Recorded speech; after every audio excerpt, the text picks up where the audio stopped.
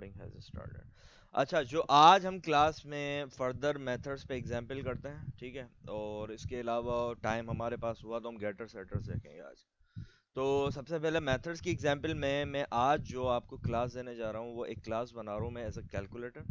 उस कैलकुलेटर के अंदर हम जो है मतलब फीचर्स बनाएंगे, फंक्शन बनाएंगे जो कैलकुलेटर में होते हैं। ऐड का होता है, और सब्ट्रैक्शन का होता है, क्लियर का होता है, सही है। और इसके अलावा जो है मतलब ये इन पे ही बात करेंगे अभी हम, ठीक है। एक मैं रिजल्ट बना लेता हूँ, सही है।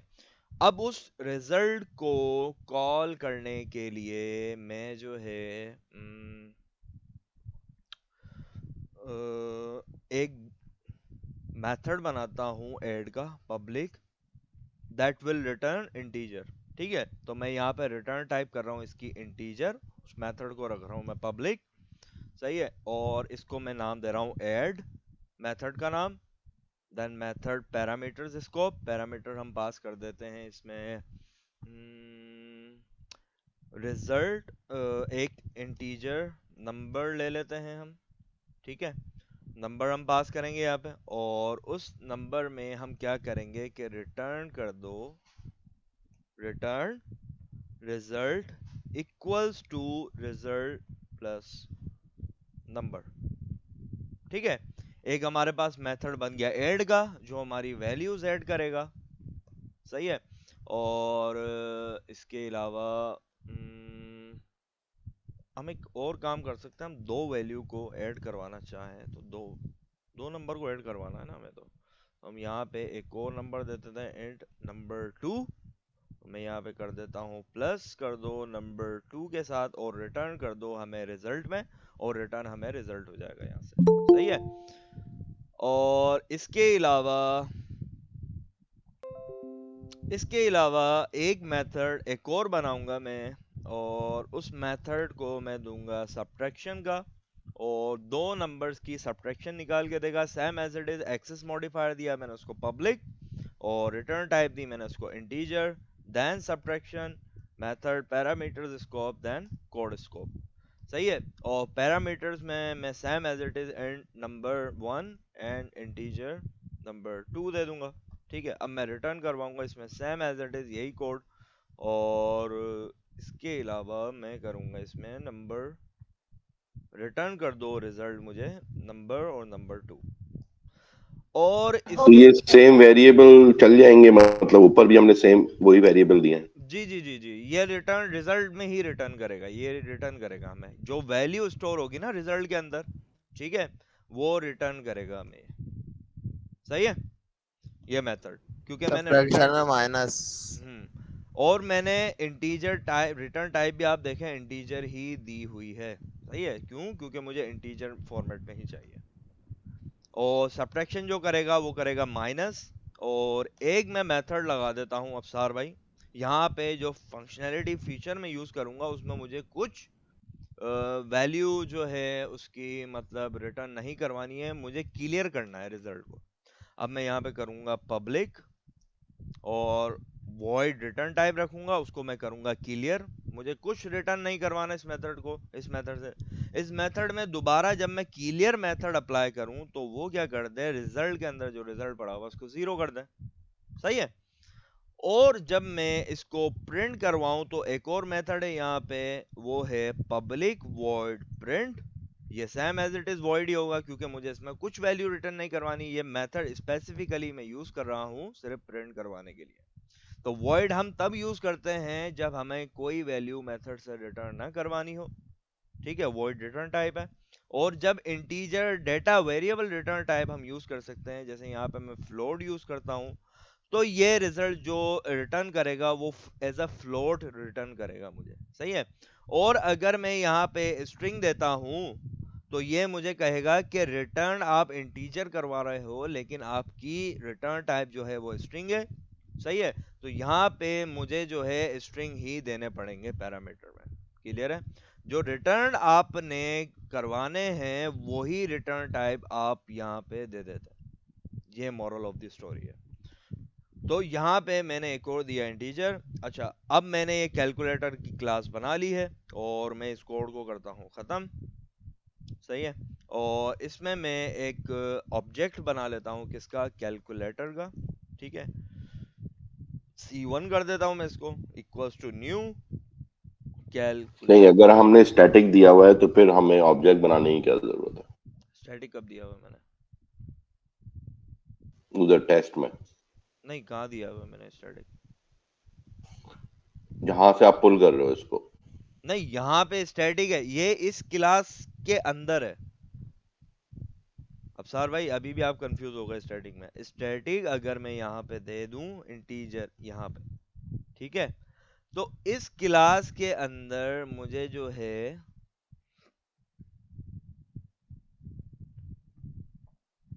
इस क्लास के अंदर मुझे जो है इस कैलकुलेटर की क्लास का मुझे अब ऑब्जेक्ट बनाने की जरूरत नहीं है। ये ऐसे जो मैंने बनाया हुआ है अभी यहाँ पे ये, ठीक है, अब क्लियर है? ये ऑब्जेक्ट सही। बनाने की नीड नहीं थी मुझे। अब मैं स्टैटिक यूज नहीं कर रहा, मैं चाह रहा हूँ ऑब्जेक्ट बना रहे। और मैं स्टैटिक हटा रहा हूँ, क्यों? क्योंकि कांस्टेंट नहीं है मेरी वैल्यू। मेरी वैल्यू नीचे जाके रिटर्न जो रिजल्ट हो रही है वो कॉन्स्टेंटली चेंज हो रही है। सही है, तो इसके अंदर मैं प्रिंट करवाऊंगा रिजल्ट। सही है। अच्छा, यहाँ पे मैं मेन क्लास में आता तो हूँ। यानी कि अगर वैल्यू चेंज हो रही हो तो हम ऑब्जेक्ट कॉल करेंगे? जी बिल्कुल, बिल्कुल बिल्कुल। वैल्यू कांस्टेंट, कांस्टेंट से चेंज हो रही हो, स्टैटिक नहीं है, तो आपने उसको स्टैटिक से हटाना है क्लास में। सही है। अच्छा, इसके अलावा हम यहाँ पे C1 दे देते हैं। सबसे पहले हम ऐड करवाते हैं दो नंबर। ठीक है, मैं कह देता हूँ इसको टू टू, अबे यार क्या है, 2 + 2 कर दो, और ऐड करवा के मुझे ये प्रिंट करवा दो डॉट, और मुझे इसको प्रिंट करवाना है जो भी वैल्यू मैंने डाली है। ठीक है, तो ये जाएगा। इसने मुझे क्या कर दिया, 4 + 2 + 2 मुझे रिटर्न कर दिया रिजल्ट जो भी था। ठीक हो गया। अब मैं यहाँ पे इसको कहता हूँ C1 डॉट, और इसको सब्ट्रैक्ट कर दो दो नंबर को, 4 और 2 को। तो अब ये प्रिंट करेगा 2। ठीक है, और अब मैं इसको कह रहा हूं कि आप जो है जो भी कैलकुलेटर में वैल्यू है उसको क्लियर कर दो। तो ये क्लियर कर देगा। अब ये प्रिंट करेगा 0। सही है। तो इस तरीके से हम जो है क्लास के अंदर मेथड्स डिफाइन करते हैं। जैसे मैंने कैलकुलेटर बनाया यहाँ पे अभी फिलहाल। ठीक है, बेसिक फंक्शनैलिटी दी, बेसिक फीचर दिया मैंने उसमें, ऐड का, सब्ट्रैक्ट का, क्लियर करने का और प्रिंट करने का। और मैंने यहाँ पे क्या किया, एक ऑब्जेक्ट बनाया उसी क्लास का। उसका ऑब्जेक्ट बनाने के बाद जिस आइडेंटिफायर से मैंने बनाया था, which is C1 dot method which is add. सही है। इसके बाद C1 dot subtraction, C1 dot clear, C1 dot print. ऐसे ही आप जो है मल्टीपल कैलकुलेटर्स भी बना सकते हैं। इट मींस कि मल्टीपल ऑब्जेक्ट भी बना सकते हैं उसी क्लास। समझ आ गई? तो अब मैं दूसरा ऑब्जेक्ट बनाऊंगा, तो दूसरा ऑब्जेक्ट भी same as it is feature, same as it is functionality perform करेगा, लेकिन वो कैलकुलेटर दूसरा होगा। सही है। तो C2 में ले लेता हूं। यहाँ पे C2 में मैं इसको कहता हूं कि इसमें क्लियर नहीं करवाना, लेकिन इसमें जो वैल्यू है वो 8 × 2 कर दो। अब सब्ट्रैक्ट कर दो 8 - 2। तो ये मुझे दो वैल्यू प्रिंट करेगा दो ऑब्जेक्ट के अकॉर्डिंग। पहले ऑब्जेक्ट के अकॉर्डिंग जो इसने वैल्यू प्रिंट की वो क्लियर वाली थी, C1 क्लियर कर दिया था हमने। सेकंड ऑब्जेक्ट जो मैंने C2 से बनाया, वो C2 में मैंने इसको कहा कि आप जो है इसको क्या कर दो, उसको ऐड करो, जो ऐड वाली वैल्यू थी, फिर वो रिजल्ट की जो वैल्यू थी वो रिप्लेस हुई सब्ट्रैक्ट से। तो 8 - 2 कर दो, हमें रिजल्ट आउटपुट मिला 6 यूजिंग दिस मेथड प्रिंट। सही है। तो हम जो है वॉइड मेथड इसीलिए यूज कर सकते हैं इन्हीं फंक्शनैलिटी के लिए कि हमें किसी रिजल्ट को रिटर्न नहीं करवाना हो, सिर्फ एक वैल्यू या कोई फीचर हमें परफॉर्म करवाना हो, या कोई स्पेसिफिक वैल्यू हमें स्टोर करवानी हो। जैसे यहाँ पे मैंने एक कैलकुलेटर बनाया और उसमें एक फीचर यूज किया क्लियर का।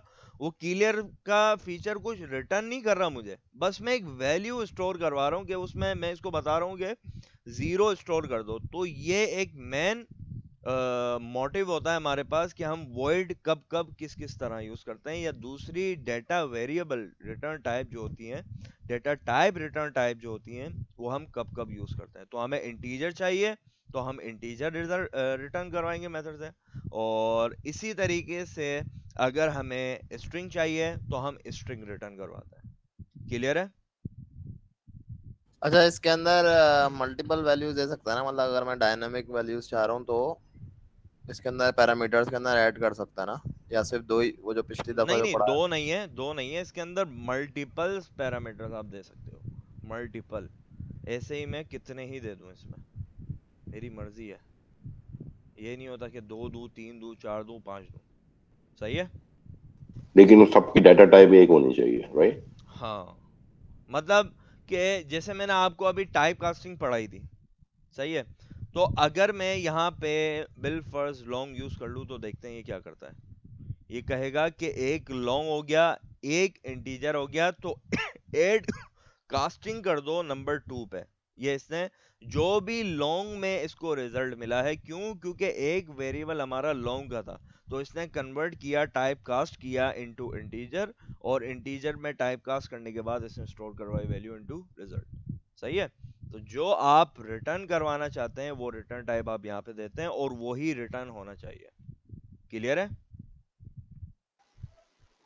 किसी का कोई सवाल यहाँ पे कि मेथड कैसे बनते हैं, मेथड क्लास कैसे बनती है, और स्टैटिक का क्या मतलब है, वॉइड का क्या मतलब है, और इसके अलावा मेथड का नेम कैसे डिफाइन करते हैं, एक्सेस मॉडिफायर पब्लिक क्या होता है? क्लियर है? और अगर मैं यहाँ पे इस मेथड को, आज हम एक्सेस मॉडिफायर देखेंगे प्राइवेट, ठीक है? और अगर मैं यहाँ पे इस मेथड को प्राइवेट कर दूं, सही है, तो अब मैं मेन क्लास में आऊंगा, तो आप यहाँ पे देख सकते हैं इसका स्कोप मेरे पास सेकंड क्लास में खत्म हो चुका है। कंट्रोल हो गई है उसकी विजिबिलिटी। इसको कहते हैं कंट्रोल विजिबिलिटी इन प्रोग्रामिंग पर्सपेक्टिव। तो इसको हम कहते हैं कंट्रोल विजिबिलिटी, जो कि हमें सेकंड क्लास से प्रोवाइड नहीं की गई, just because of this access modifier that transformed into private. ठीक है? तो जब मैंने इसको प्राइवेट किया तो ये अपने ही स्कोप में मतलब जो है कॉल हो सकता है। बस इसी क्लास के अंदर रहते हुए मैं इस मेथड को कॉल कर सकता हूँ।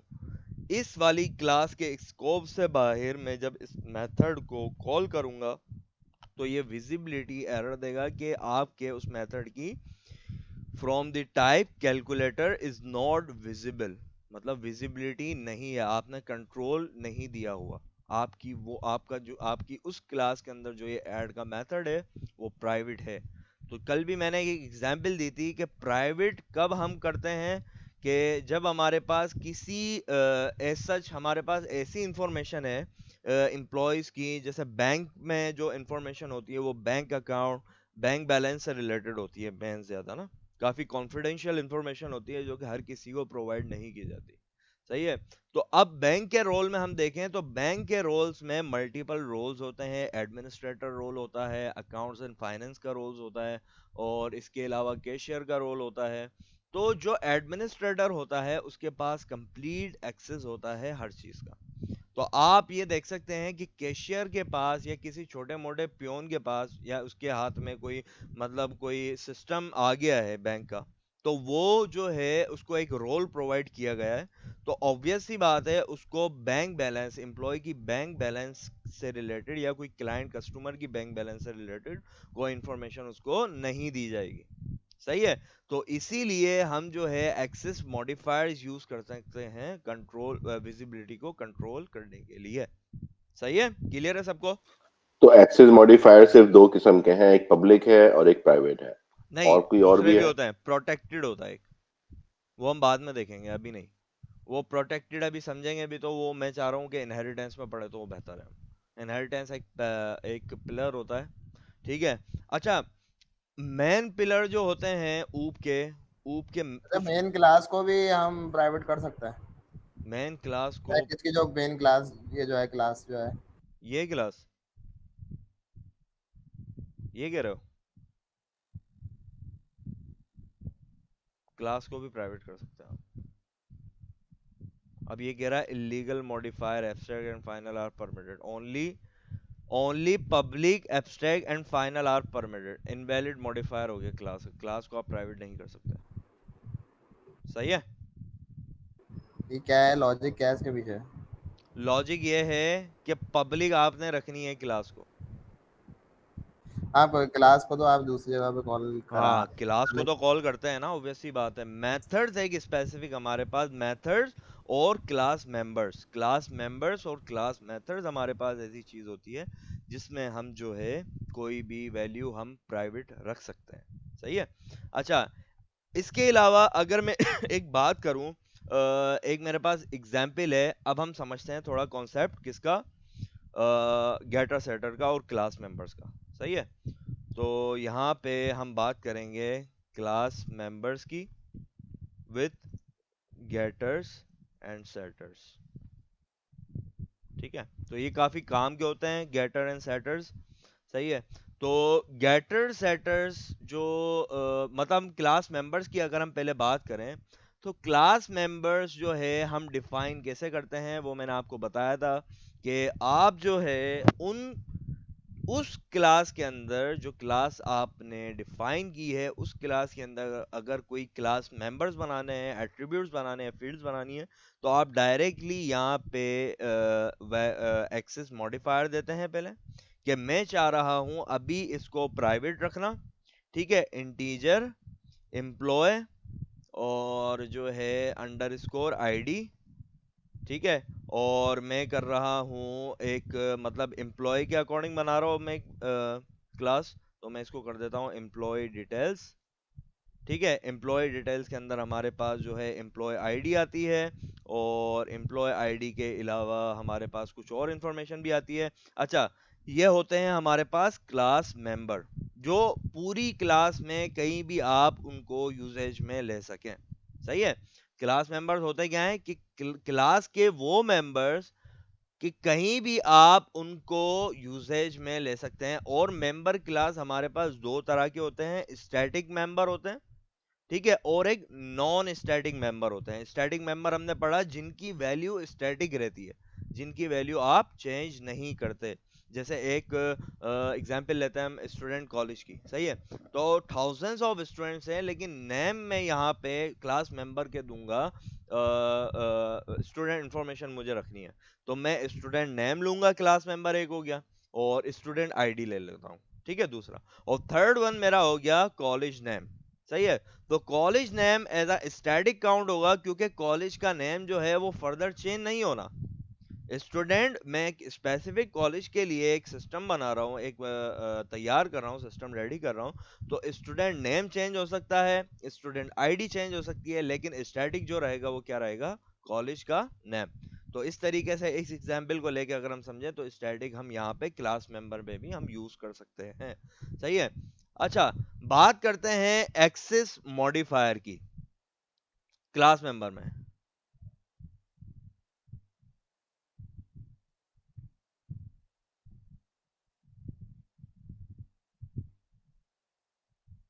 तो एक्सेस मॉडिफायर्स जो हैं, अभी मैंने आपको बताया कि विजिबिलिटी देते हैं कि आप उनको कहाँ कहाँ, किस किस स्कोप तक आप उसको यूज कर सकते हैं। सही है। तो एक्सेस लेवल मैं आपको बताऊं तो क्लास, पैकेज, सब पैकेज और वर्ल्ड। तो अगर मैं यहाँ पे आपको एक टेबल बना के दिखाऊं, वर्ड क्या बोला? वर्ल्ड वर्ल्ड मैं आपको बता रहा हूँ।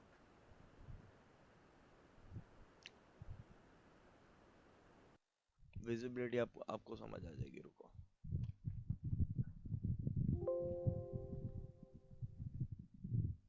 तो वो टेबल ही मैं ढूंढ रहा था।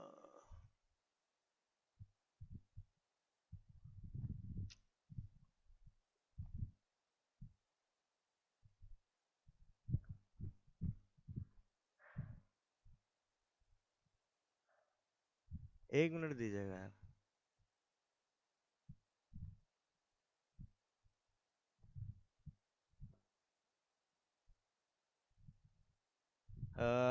टेबल में निकाल रहा था, एक मिनट।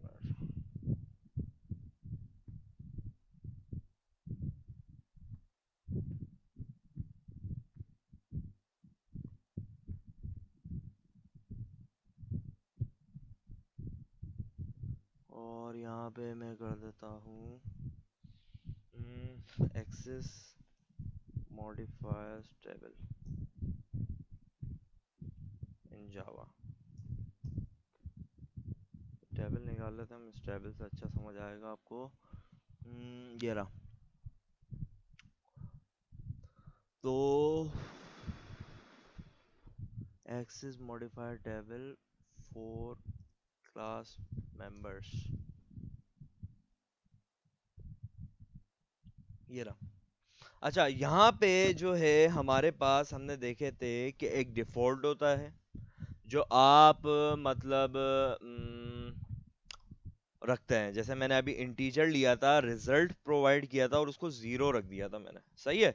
तो मैंने एक डिफॉल्ट लिया था वो। अब मैंने जब डिफॉल्ट यूज किया तो उसको मैं with in same class use कर सकता हूँ। यस, ठीक है, इस टेबल के अकॉर्डिंग। और मैं सेम पैकेज हो, मेरा सेम पैकेज हो और उसकी सब क्लास हो, क्लास के अंदर क्लास हो, सही है, तो उसमें भी मैं यूज कर सकता हूँ। क्लियर हो गया। सब क्लास का मतलब होता है यहाँ पे इनहेरिटेंस, मतलब पेरेंट और चाइल्ड क्लास आ गया यहाँ पे। क्लियर है। पेरेंट क्लास और उसकी चाइल्ड क्लास, वो एक मतलब हमारे पास प्लर में आता है इनहेरिटेंस में, कि क्लास के अंदर भी क्लास बनती है जो कि हम इनहेरिट करते हैं उसकी चीजें, सही है। तो पेरेंट चाइल्ड का रिलेशन होता है दो क्लासेस का। तो सब क्लास हम उसको यहाँ पे कह रहे हैं, तो उसके अकॉर्डिंग मैं यस यूज कर सकता हूँ। और सेम पैकेज नॉन सब क्लास, और नॉन सब क्लास मतलब यहाँ पे जो है मतलब दूसरी क्लास के अंदर, ठीक है, जो नॉन सब क्लास हो और पैकेज उसका सेम हो, तो मैं उसमें भी यूज कर सकता हूँ। सेम एज इट इज आप यहाँ पे सबका स्कोप देख सकते हैं, सही है। तो मैं ये टेबल आप लोगों को प्रोवाइड कर दूंगा इनटू मतलब व्हाट्सएप पर, सही है। तो अभी हम आते हैं दोबारा क्लास मेंबर्स की तरफ। तो मैंने यहाँ पे अभी जो क्लास मेंबर लिया है वो लिया है प्राइवेट। तो अब इस प्राइवेट को मैं जो है, जैसे मैंने यहाँ पे इंफॉर्मेशन मुझे प्रिंट करवानी है पब्लिक, और मैं कर देता हूँ यहाँ पे स्ट्रिंग कर देता हूँ, ठीक है। और स्ट्रिंग करने के बाद मैं इसको मेथड को नाम देता हूँ टू स्ट्रिंग, और इसके अलावा मैं इसको कहता हूँ कि रिटर्न कर दो एम्प्लॉय आईडी।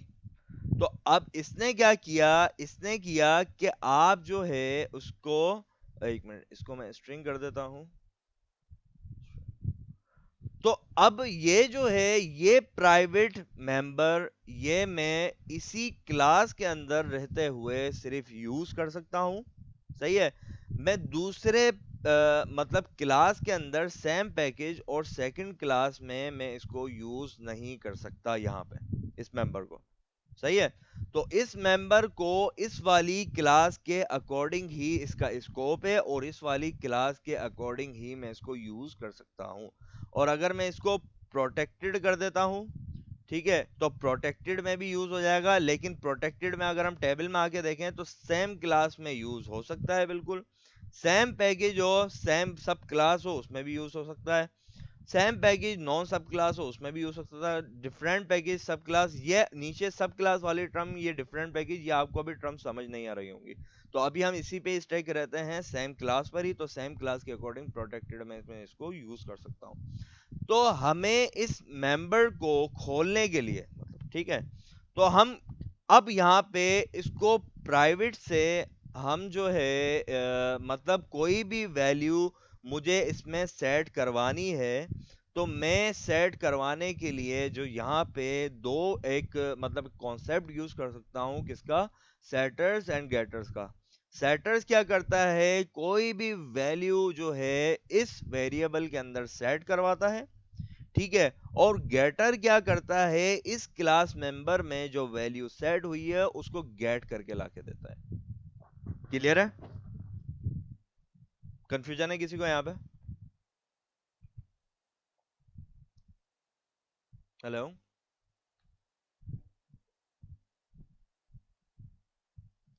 हेलो, क्लियर है। सही है। तो हम जो है जब भी प्राइवेट क्लास मेंबर डिक्लेयर करते हैं तो हम उनके लिए यूज कर सकते हैं गेटर्स एंड सेटर्स, ठीक है। तो प्राइवेट वेरिएबल्स की जब मैंने बात की तो विद इन सेम क्लास आप उस प्राइवेट वेरिएबल को यूज कर सकते हैं, सही है। तो अब मैं इसको जो है मतलब आउटसाइड ऑफ द क्लास मैं उसको यूज नहीं कर सकता, सही है। तो अब मैं बात करूं, जैसे मैंने यहाँ पे इसको रखा है प्राइवेट, एक स्ट्रिंग मैंने यहाँ पे इसको मैं आपको एग्जांपल भी दिखा देता हूँ कि मैंने यहाँ पे स्ट्रिंग ली है एम्प्लॉय आईडी। अब मैं यहाँ पे आता हूँ, मैंने इसको बना देता हूँ मैं एम्प्लॉय, इसको मैं कर देता हूँ एम्प्लॉय डिटेल्स, ठीक है, कन्वर्टेड इनटू एम्प्लॉय डिटेल्स, सही है। ये मैंने ऑब्जेक्ट बना दिया। अब इस ऑब्जेक्ट के इस क्लास मेंबर को मुझे एक्सेस करना है। तो अब जब मैं इस दूसरी क्लास से इस मेंबर को एक्सेस करूंगा, हमने मेंबर हमारा क्या था, हमने दिया था एम्प्लॉय आईडी, आईडी आईडी। ठीक है। तो मैंने क्या किया, एम्प्लॉय अंडर स्कोर आईडी को एक्सेस करने की कोशिश की। मैं इसके अंदर वैल्यू भी बता रहा हूं इसको कि इसके अंदर वैल्यू सेट कर दो फंसी। तो ये इस मेंबर को एक्सेस नहीं कर रहा, क्यों, क्योंकि यहाँ पे प्राइवेट है। और अगर मैं यहाँ पे इसको पब्लिक कर देता हूँ तो अब ये मेंबर, यहाँ से आप देख सकते हैं एरर खत्म हो गया है। मैंने इसको सेकंड क्लास में मैं इसको यूज कर सकता हूँ, सही है।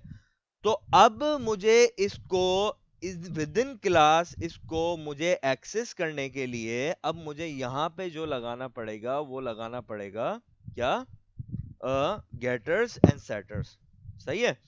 अब गेटर्स एंड सेटर्स क्या करते हैं, जो हमारे पास एज सच प्राइवेट वेरिएबल होते हैं उन प्राइवेट वेरिएबल में वैल्यू सेट करवाते हैं और उन प्राइवेट वेरिएबल से वैल्यू गेट करते हैं, सही है। तो अब हम क्या करेंगे, हम यहाँ पे गेटर सेटर्स लगाते हैं, सही है। तो गेटर सेटर हम देखते हैं कैसे यूज होते हैं, और जो है हम एक सबसे मिनट यार, ये थोड़ा रिपीट करना, ये सही है। प्राइवेट से दोबारा पब्लिक क्यों करा है? प्राइवेट से दोबारा पब्लिक इसलिए किया है क्योंकि मैं इस ऑब्जेक्ट बनाने के बाद C1 एम्प्लॉय डिटेल्स का ऑब्जेक्ट बनाया मैंने, और इसके क्लास मेंबर को मैंने एक्सेस किया था एम्प्लॉय अंडरस्कोर आईडी को, ठीक है। तो ये हमें एरर दे रहा था जब ये यहाँ पे प्राइवेट था, सही है। सही बात। तो ये हमें यहाँ पे दोबारा एरर इसने हमें फेंक दिया कि एम्प्लॉय आईडी जो है विजिबल नहीं है, आप कोई वैल्यू उसमें डायरेक्ट स्टोर नहीं करवा सकते, क्लियर है। और जब मैंने उसको प्राइवेट से पब्लिक किया तो इट टोल्ड मी कि आपका जो वेरिएबल है एम्प्लॉय आईडी सेकंड क्लास में वो विजिबल है, अब आप उसमें वैल्यू जो है स्टोर करवा सकते हैं, क्लियर है, क्लियर क्लियर। सही है। अच्छा, इसके बाद यहाँ पे मैंने आपको बताया जब भी आपके क्लास मेंबर प्राइवेट होते हैं तो आप यहाँ पे कॉन्सेप्ट यूज करते हैं गेटर्स एंड सेटर्स का। तो गेटर क्या करता है, गेट बेसिकली यूज करता है नेम को गेट करने के लिए, सही है। और सेटर क्या करता है, वैल्यू को सेट करवाता है। तो पब्लिक ये वॉइड रहेगा, क्यों, क्योंकि कोई वैल्यू मुझे इसमें से रिटर्न नहीं करवानी है, सही है।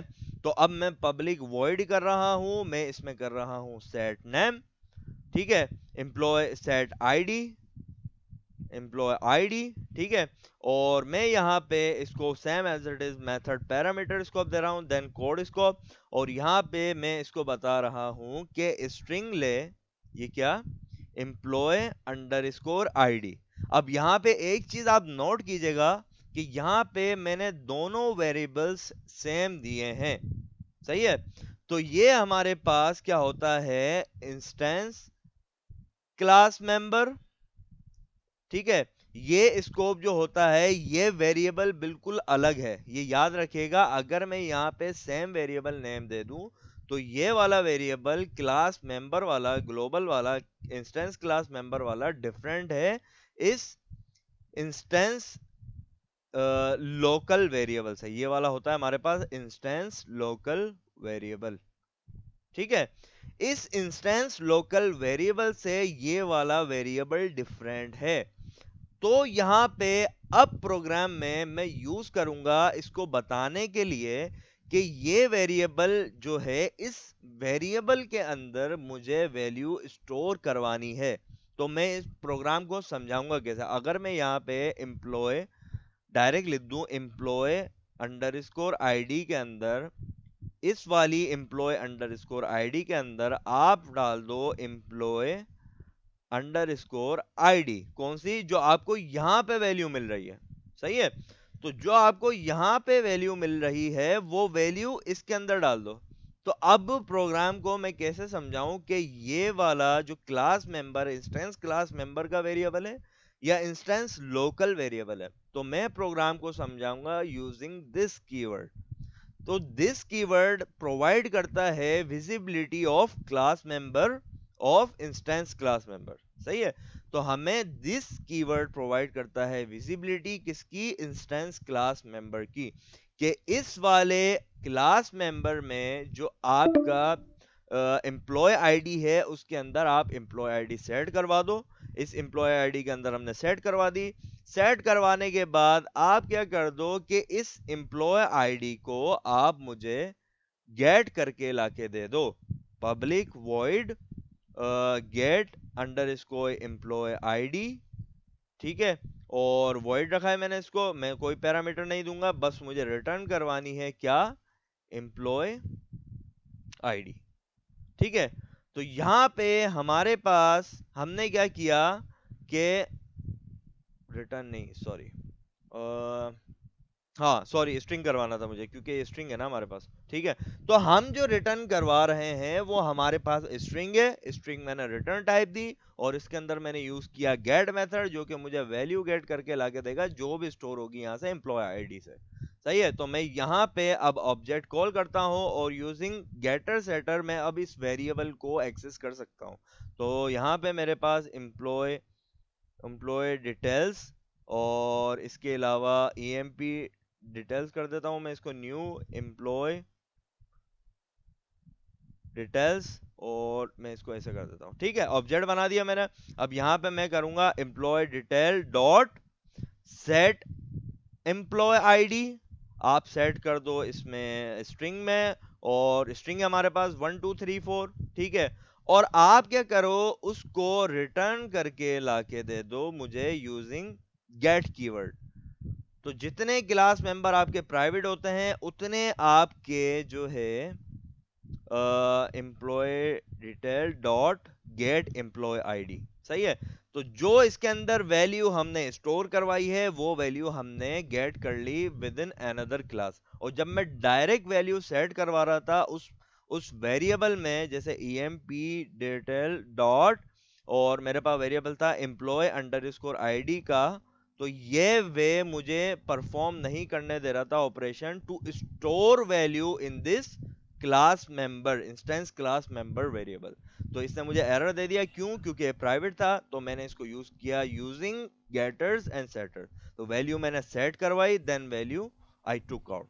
तो हम यहाँ पे इसको प्रिंट करवा के देखते हैं। तो इसने मुझे प्रिंट करके लाके दे दिया 1 2 3 4 using this get employee ID that is return by this method. ठीक है, समझ आया गेटर सेटर्स?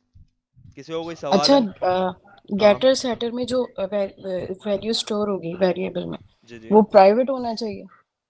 जी, बिल्कुल। अगर प्राइवेट होगा, होना नहीं चाहिए, आप पब्लिक में भी हम्म। गेटर सेटर यूज कर सकते हो।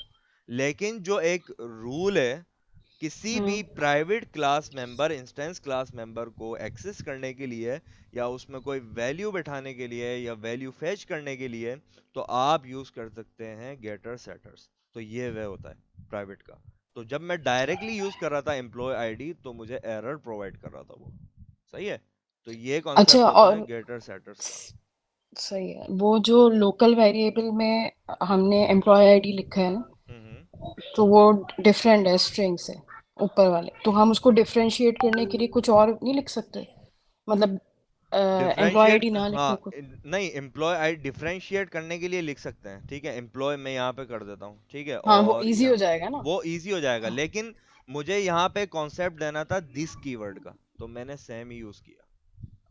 अच्छा। हाँ, मुझे यहाँ पे जो मेन कॉन्सेप्ट देना था इस दिस कीवर्ड का देना था, ताकि आपको प्रॉपरली समझ आए। दिस भी कभी आपने देख लिया हो कीवर्ड, तो आपको समझ कैसे हम्म। आएगा कि यहाँ पे दिस लगा हुआ ही क्यों है, दिस का मकसद ही क्या लेकिन है। अगर दिस ना हो तो हम कर सकते हैं ना ये काम? जी जी जी जी जी, बिल्कुल बिल्कुल। हाँ, सही सही।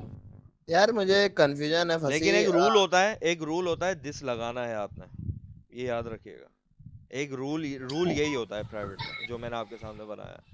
ये वो वाली ठीक। प्रैक्टिस मत फॉलो कीजिएगा, वो मतलब सही हम्म। नहीं मानी जाती। जो प्रोग्रामर्स डेवलपर्स जो होते हैं वो यही प्रैक्टिस फॉलो करते हैं दिस के साथ। सही है। सही सही। अच्छा, हाँ, क्या समझ नहीं आ रहा? यार मैं ये बोल रहा था कि जब मैं एपटेक में क्लासेस ले रहा था तो वो मुझे उन्होंने मुझे बताया था कि गेटर सेटर के से पहले आपको कंस्ट्रक्टर लगाना जरूरी है, मतलब ऑब्जेक्ट इनिशियलाइज कराना जरूरी है। नहीं, लेकिन हम कंस्ट्रक्टर्स में यहाँ पे अभी मैं आया नहीं बगैर, हूँ, कंस्ट्रक्टर्स में मैं भी आया नहीं हूँ। मतलब गेटर सेटर बगैर कंस्ट्रक्टर के चलता है। बिल्कुल एग्जैक्टली चलता है, मैं तो एक क्लास मेंबर को यूज कर रहा हूँ ना डायरेक्ट। देखो, हम्म। कंस्ट्रक्टर जो होता है, अभी उस पे हम आएंगे, अगली क्लास हमारी कंस्ट्रक्टर्स पे ही है। अगली क्लास हमारी है कंस्ट्रक्टर्स पे, काफी मैन होता है ये, और काफी अच्छा होता है कंस्ट्रक्टर कहने को। चलो ठीक हो सही गया। है। तो कंस्ट्रक्टर्स पे हमारी हम स्टडी करेंगे नेक्स्ट क्लास, ठीक है।